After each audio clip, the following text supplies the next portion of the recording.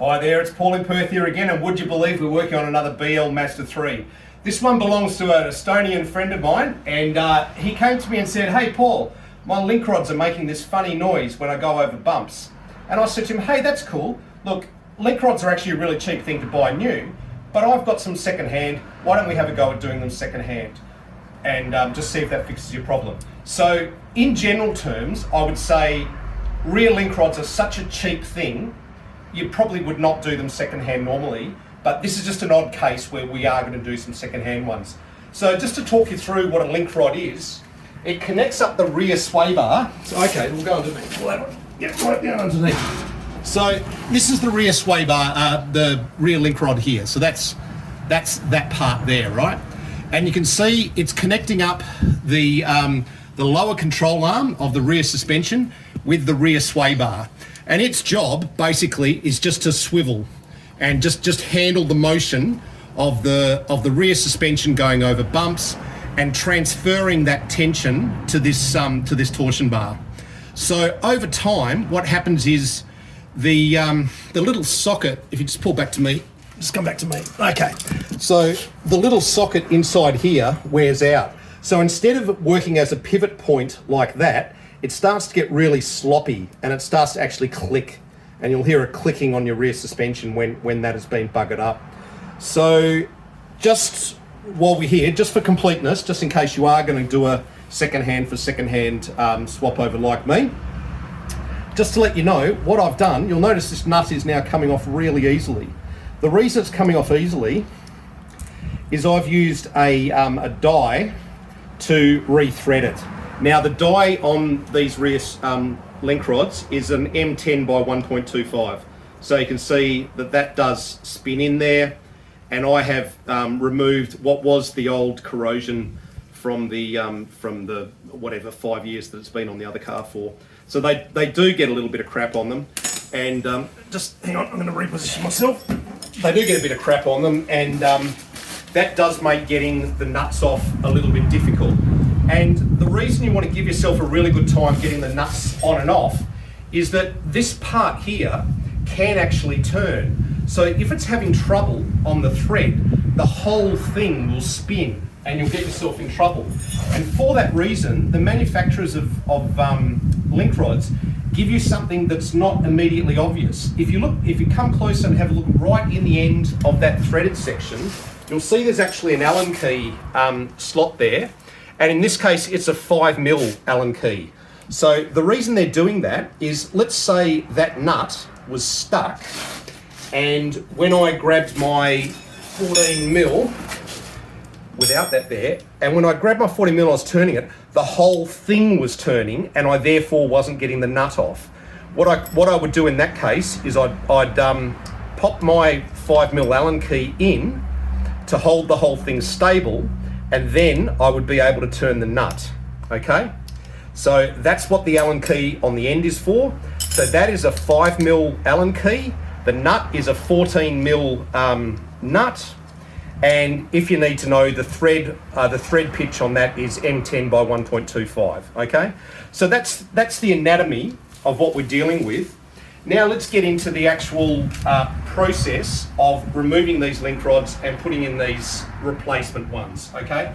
It is actually a very simple job. It's certainly one that, even if you're a self-taught mechanic starting out, maybe you haven't done that much work on it, maybe you're 17, 18 years old like me with my dad teaching me, this is definitely a job that you probably can take on yourself, all right? So just to talk you through the tools, I've got the 5mm Allen key that we talked about earlier. You may or may not need the M10 by 1.25 die. If you've got brand new parts, you won't need it. If you're going to do what I'm doing, which is a little bit mental, and replace second-hand parts with second-hand parts, you probably do need it. As I said, these parts are so cheap, you probably don't want to go down the second-hand route. I'm just a maniac. The other thing I'd suggest you get is a long throw 14mm spanner, because you're going to need to get that initial crack on these nuts. And remember, these nuts are sitting in your suspension, so they end up getting sand and mud, and they end up getting a bit of rust, and they just end up getting a bit gnarly. And to get them started, Firstly, penetration spray would be good. So I probably should have gone and got some WD-40 or something like that. Okay, I can't think where it is, so I'll leave it for later. If you're doing it, please use some WD-40 and maybe just put a squirt here and here before you go. Even if you don't have the WD-40, a long throw 14mm spanner is going to get you out of the crap. And just to make it easy on yourself, get one of these ratchet 14mm spanners as well, because the bottom one's no big deal, but the top one is a little bit of a pain in the ass. And if you want to save yourself some time, put a 14mm on a torque wrench. Okay, so everything we're going to do with today is basically 14mm.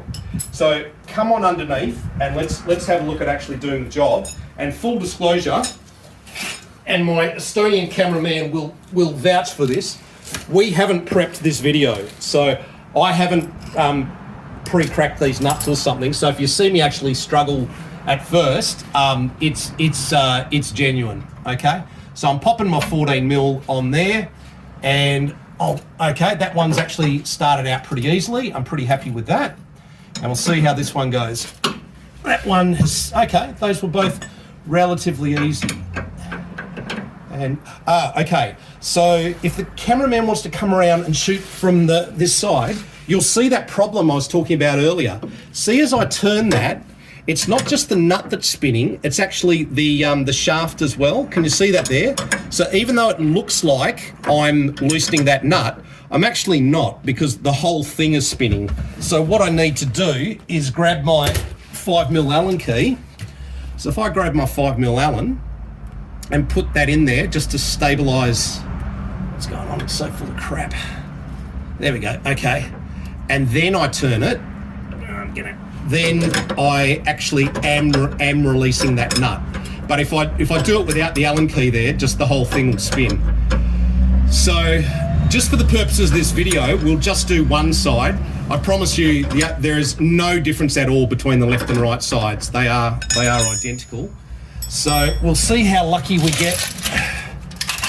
Sometimes with an impact, you can get around the fact that it's spinning. Sometimes you can't. No, that's not gonna do it. So I am actually gonna have to spin the whole thing out with an Allen key. So just supporting it with the Allen key, and I've put the bastard thing on there the wrong way. Hold on. There we go. No, I had it right the first time. What am I doing? There we go. Okay. So you can see that nut is working its way out. And again, you can also tell that if I had to put WD-40 on this bit here would have gone a lot easier. I wouldn't have been, because basically what I'm doing now is I'm dragging thread through rust and dirt and all that crap that's really quite normal to get on the lower side of your car. Okay, so that's now out. So now I've just got this top one, and the top one feels like it's going to play ball a little bit more. So let's see how that one goes. Okay, so that one is also spinning. So I'll put my Allen key up in there. Sorry if I'm blocking your view. I need to. Okay, hold on. I need to. Oh God, I'm not as young as I used to be. If you're watching this and you're 26, mate, I am so jealous. I wish I was 26 again. Jesus, boy, I wish I was 26. Right, so that's coming off.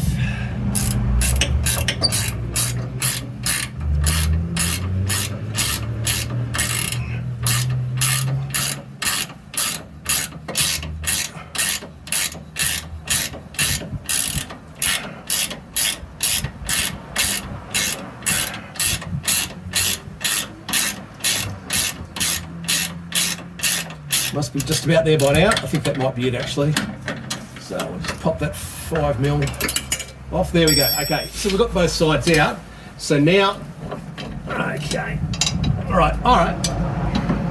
Right, what that's telling me is you actually can't do one side without doing the other. What's happening there is the torsion bar is stopping me from pulling down. The easiest way for me to get around that is for me to do the other side as well.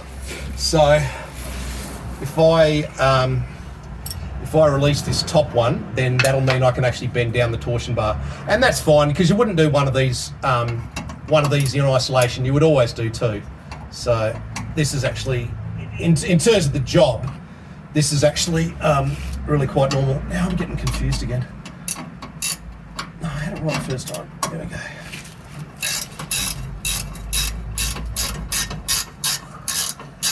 And just to show you the varieties, see this one, oh no, it started spinning now. For the first part, it actually wasn't spinning the whole body. Now that it's got into the particularly dirty part of the thread, it is. So you really do need that 5mm Allen key. The other thing I could have done is I suppose I could have put a die over the top of it and cleaned up the thread before I did it. It's just as, it's quicker to do this though, to be honest. Putting a die up in a place, in a position like that, it would be quite tricky actually.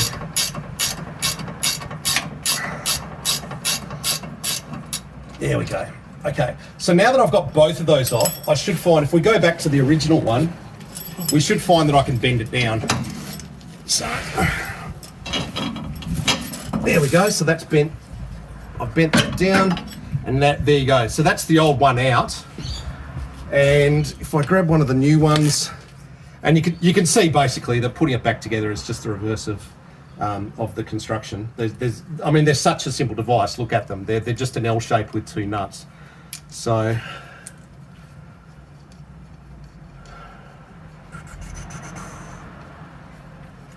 all right. So it's going to be a similar case.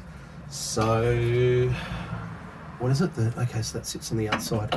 So that's going to go through there. That's going to go through there. There we go. Right, now I'm not going to tighten that up because my friend's going to want to do this for real, so I need to do the other side. But for the purpose of the video, I think you get the idea. So all I would need to do now is complete the other side, put these two nuts on, tighten them up, and put it down off the jacks. So it is quite an easy job. I don't know what that was. You look on the timestamp now, but I'm guessing that was, you know, maybe 4 minutes or something. It's really, really not hard. So certainly, please don't be afraid to do rear link rods on your own. So if you've liked this, please like and subscribe, and please leave me a comment and tell me what country you're from. I love hearing about that I'm helping someone, you know, over in, you know, Uzbekistan or Canada or wherever. So please tell me what. Hi there, it's half an hour later. We've been for a test drive. So me and my mate Egon here, we've been for a test drive, and guess what? Have you got a message for me, Egon? Thank you, Paul, so much. The car is good now to go. All right. Job done. We got it done, guys, and cheers, mate. Cheers. Thank From you Australia so much. to Estonia. Thanks, guys. We'll see you next time. Bye.